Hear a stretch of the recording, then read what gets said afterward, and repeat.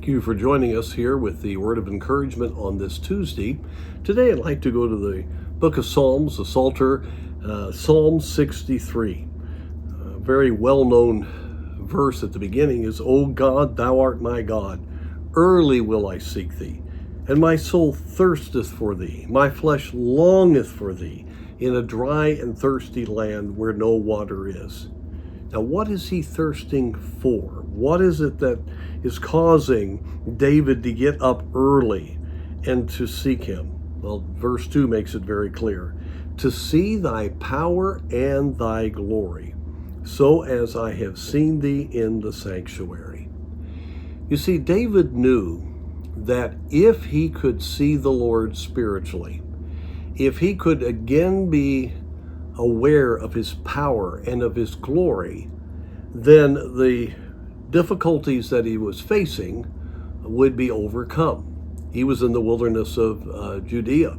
He was fleeing from Saul. This was a very difficult time, not pleasant, somewhat disappointing because God had anointed him to be the next king of Israel, and yet he was having to suffer at this point. But he was very wise. He got up early in the morning, and instead of getting discouraged, he allowed his soul to desire the Lord, to thirst for him.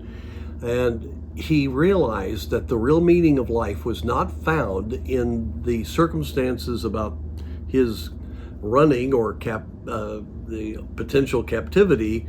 Those circumstances weren't the issue. What he needed was to see the Lord and to know him, to know his power and to know his glory.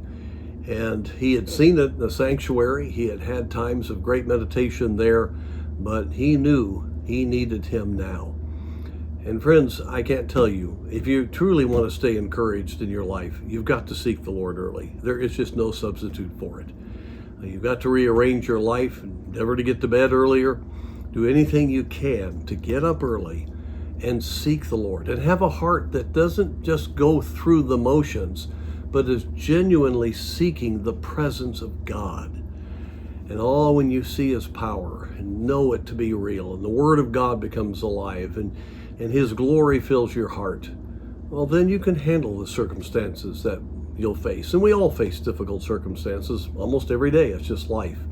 So I encourage you to have this kind of heart. When you think you're in the wilderness, seek the Lord like David did, and you will see his glory and his power.